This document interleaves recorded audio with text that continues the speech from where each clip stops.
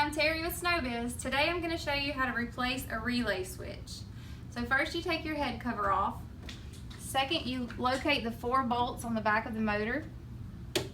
Third, you're going to need a Phillips head screwdriver and a, what's this, 8mm wrench.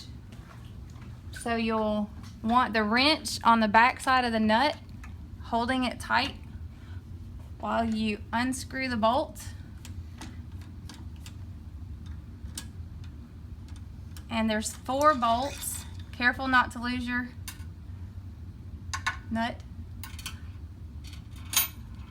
This one is the hardest because it's down here by the gear. Always be sure your machine is unplugged before you do any maintenance. And once you've removed the 4th bolt, you'll want to pop the plate off, and sometimes it's hard to get off, so you may need a flathead screwdriver to help get it off. And then we have 4 screws to remove. And you'll want your small Phillips head screwdriver. Remove these 4 screws.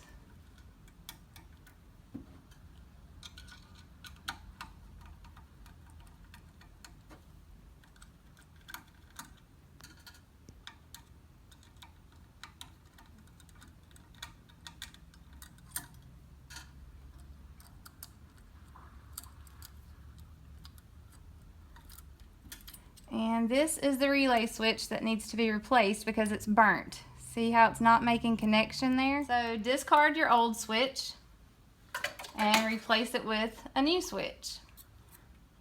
Put it back on the same way you took it off, those 4 screws, and you'll be good to go.